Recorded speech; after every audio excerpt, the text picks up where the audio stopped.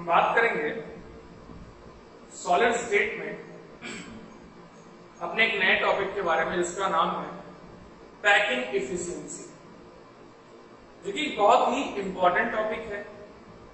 एक टर्म आता है कोऑर्डिनेशन नंबर और एक टर्म आता है वॉइड्स। ध्यान से सुनिएगा, आपको समझ में आएगा। जैसे कि हम बात कर रहे हैं कि वॉइड्स क्या होते हैं, या अगर हम बात करें कि हमारे जो क्रिस्टल लैटिस हैं इनमें किस तरह की कौन कौन सी पैकिंग एफिशिएंसी होती है, इन सब की अगर हम बात करें तो सबसे पहले हम बात करेंगे कोऑर्डिनेशन नंबर्स की बात करेंगे। Coordination numbers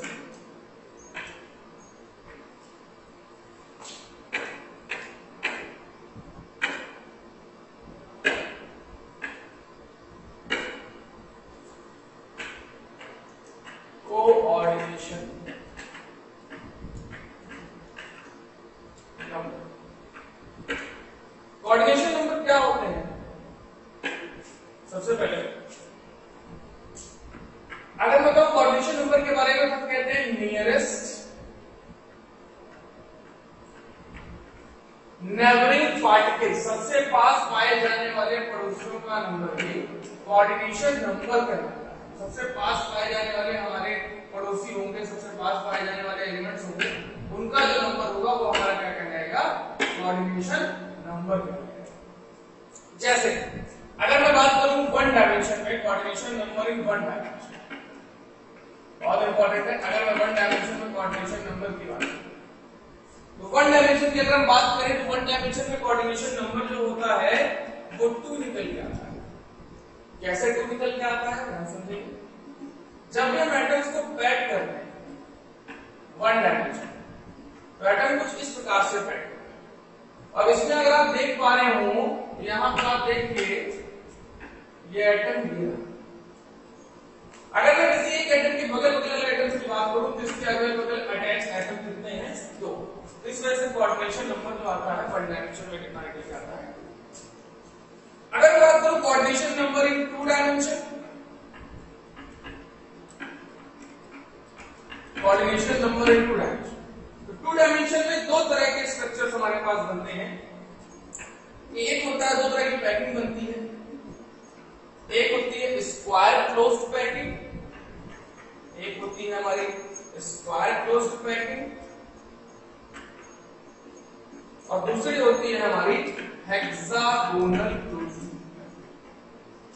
hexagonal closed.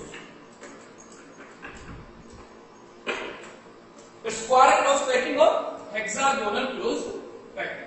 अब मैं आपको समझाता हूं कि स्क्वायर क्लोज्ड पैकिंग और हेक्सागोनल क्लोज्ड पैकिंग स्ट्रक्चर्स कैसे बनते हैं और किस तरह से दिखाई देते हैं। ध्यान समझिएगा।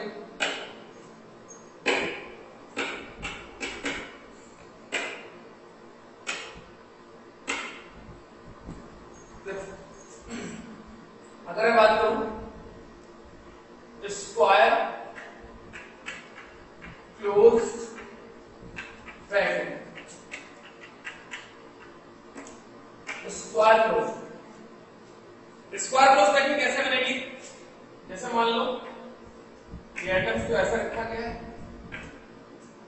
इसके ठीक नीचे एटम्स को ऐसा रखा गया है, यहां पर ऐसा रखा गया। इसको कहते हैं AA टाइप क्लोज पैकिंग। ऐसे क्या कहते हैं? AA type close packing. इसमें क्या होगा, जैसे मान लो ये एटम्स है, अब यहां पर जो बनेगा ना वो एक स्क्वायर शेप बनेगा। इसी को अपन कहते हैं स्क्वायर क्लोज्ड पैक्ड स्ट्रक्चर। अगर मैं इस स्ट्रक्चर से बताऊं कोऑर्डिनेशन नंबर कितना निकल के आएगा, तो यहां पर कोऑर्डिनेशन नंबर जो हमारा निकल के आता है वो निकल के आता है 4। कितना कोऑर्डिनेशन नंबर निकल के आता है? 4। हमारे स्क्वायर क्लोज्ड पैकिंग से जो कोऑर्डिनेशन नंबर निकल के आएगा वो हमारा निकल के आएगा 4। अगर मैं हेक्सागोनल क्लोज्ड पैकिंग की बात करूं, हेक्सागोनल क्लोज्ड पैकिंग कैसे होती है?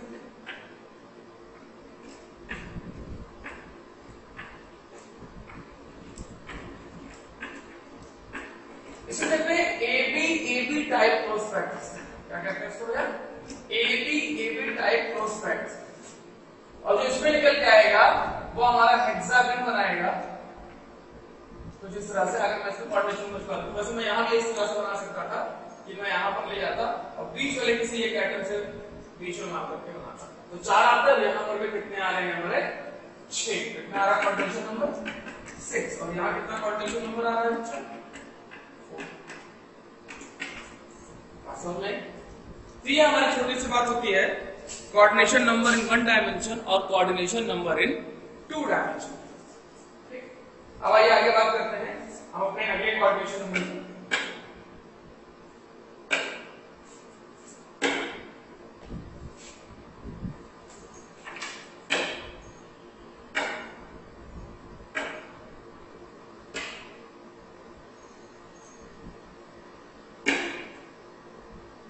कुछ बैकग्राउंड चेंज करके आप पढ़िए।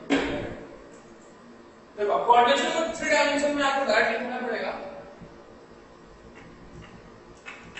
coordination number in 3 dimension। coordination number in 3 dimension। अगर हम बात करें coordination number in 3 dimension की, तो आप ध्यान समझिएगा coordination number 3 dimension में कैसे होगा। तो मैं डायरेक्ट दिखा दूं इसमें, क्योंकि 3 dimension बना पाना आसान नहीं होता है। मैं आपको बोर्ड पे दिखा दूंगा इसमें। फिलहाल मैं आपको जब 2 डायमेंशन बोर्ड पे बना रहा हूं तो मैं आपको बता दूं, एक चीज याद रखिएगा, प्रिमिटिव में कोऑर्डिनेशन नंबर में से निकल के आता है 6। अगर हम बात करें 3 dimension coordination number in body centre, body centre में कोऑर्डिनेशन नंबर निकल के आएगा इस समय 8। और अगर हम बात करें 3 डायमेंशन क्लोज पैकिंग में फेस सेंटर, तो फेस सेंटर में कोऑर्डिनेशन नंबर निकल के आएगा इस समय 12। 6, 8, 12। इस बात को याद रखिएगा, 6, 8, 12। ठीक है, चलिए तो हम आगे बात करते हैं।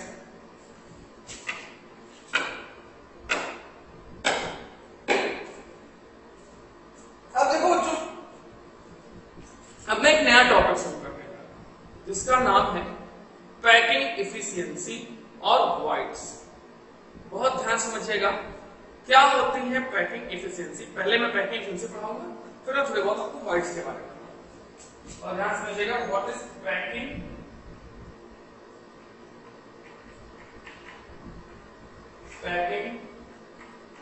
एफिशिएंसी।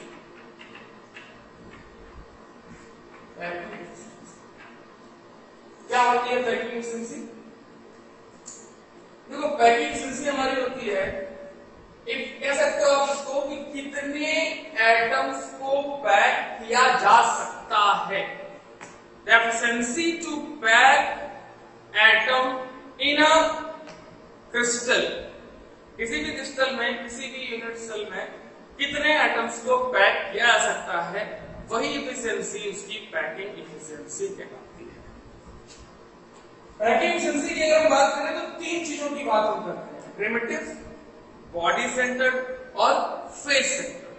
प्रिमिटिव, बॉडी सेंटर्ड और फेस सेंटर्ड। अगर हम बात करें close packed structure in primitive, आप ध्यान समझिएगा, close packed structure in primitive की अगर बात करें, जिसमें मैंने पैकिंग एफिशिएंसी पढ़ने जा रहा हूं प्रिमिटिव में। प्रिमिटिव में अगर मैं पैकिंग एफिशिएंसी की बात करूं, याद रखना पैकिंग एफिशिएंसी जो होती है हमारी प्रिमिटिव क्यूबिक यूनिट सेल में जो निकल के आती है, तो कैसे निकालते हैं? सबसे पहले एक फॉर्मूला होता है पैकिंग एफिशिएंसी। फॉर्मूला कुछ इस प्रकार से होता है, कितने एटम्स पैक किए गए हैं इनटू उसका volume upon volume of the cube. कह सकते हो नंबर ऑफ एटम्स इसमें z से दिखा सकता हूं, into number of atoms into volume of sphere, into volume of sphere upon volume of cube into 100।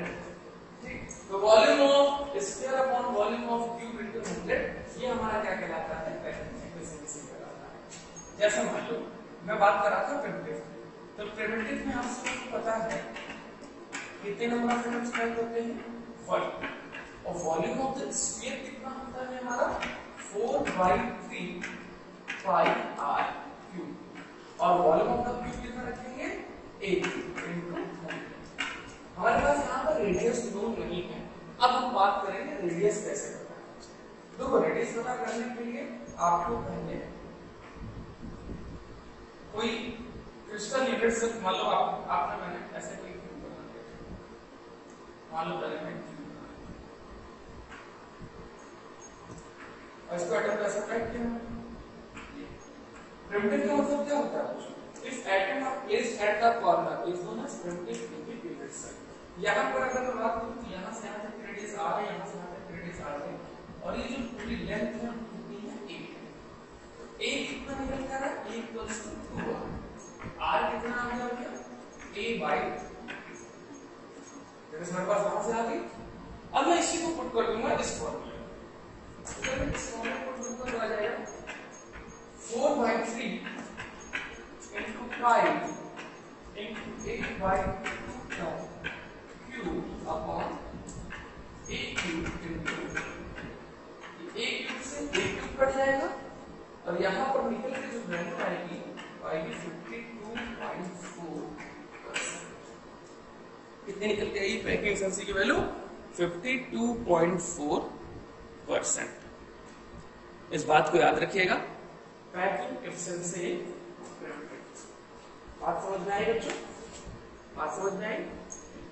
चलिए अब हम आगे बात करेंगे अपने अगले बॉडी सेंटर पर। बॉडी सेंटर से पहले मैं अक्सर बात करता हूं फेस सेंटर वालों की। अगर मैं क्लोज पैकिंग की बात करूं, फेस सेंटर में कितना पैकिंग एफिशिएंसी इन फेस सेंटर।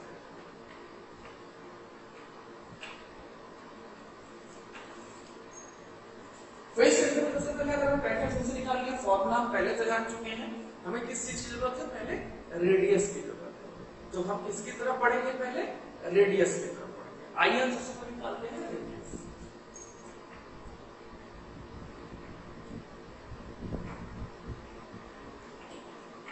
इसे मान लो मैंने कैसे करें। फेस सेंटर का मतलब होता है एटम्स को कहां कहां रखा गया है, एटम्स को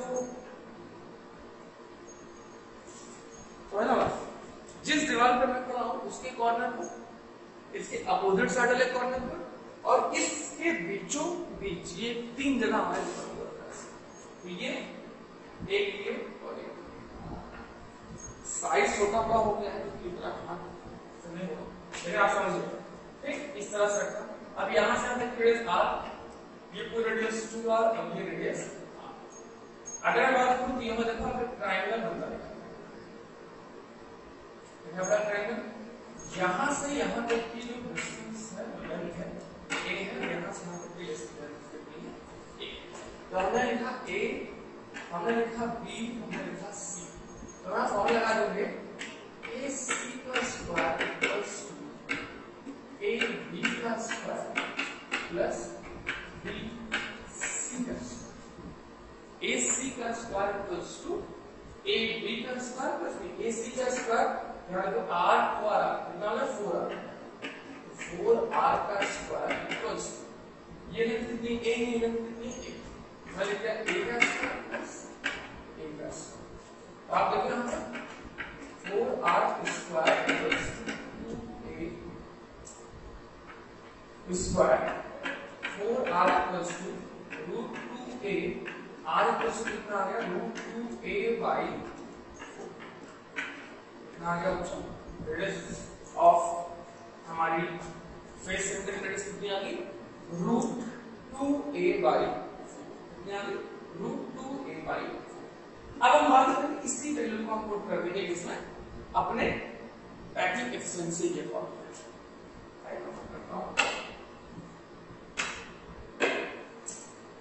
क्या फॉर्मूला था पैकिंग एफिशिएंसी का, z। z लेकर करके volume of atom face centre में लिखते होते हैं 4। तो आपने पढ़ लिया 4 into volume of the sphere 4/3 pi r cube की जगह आप रखेंगे, कितना निकाला अभी आपने, r की जगह √2a/4 का क्यूब डिवाइड बाई क्या आपकी वैल्यू जो निकल जाएगी 74%। कितनी निकल जाएगी बच्चों, 74%। ये बात क्या देखते हैं, no stepping in pattern using face centre cubic networks.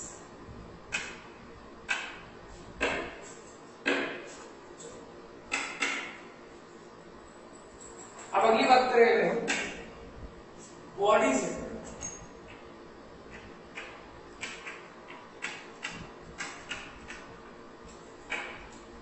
Body centred की हम ये कैसे निकालेंगे, बॉडी सेंटर्ड की वैल्यू से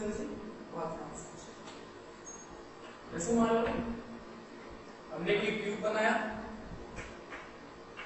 बॉडी सेंटर में आप आइडिया लगा लो, एटम्स कहां रखे होते हैं, कॉर्नर पे, साथ ही साथ सेंटर होता है। तो मैंने एक कॉर्नर पकड़ लिया, मान लो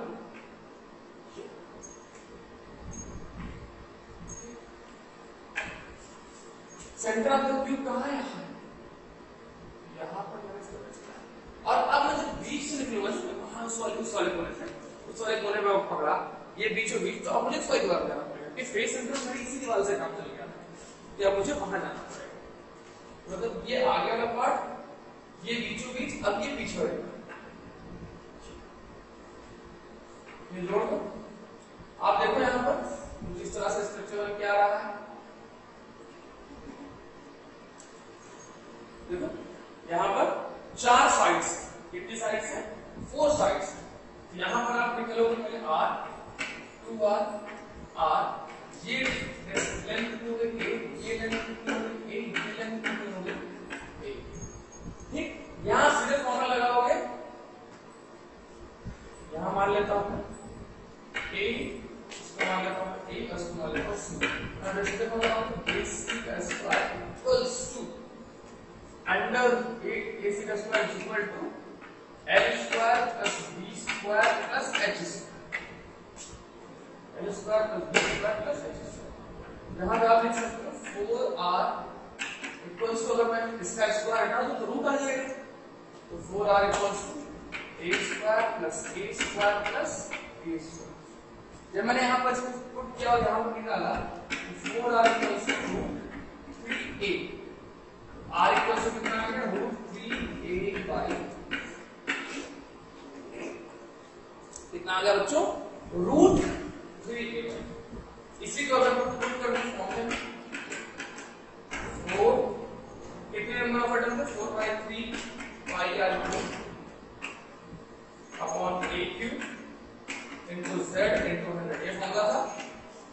इसी फॉर्मूले में इसको पुट कर दूं और करते हैं, total number of atom body में होता है 2, 4/3 पाई r का √3a/4 का cube upon a cube into कितना आ गया हमारा 68%, तो निकल के आएगा 68%।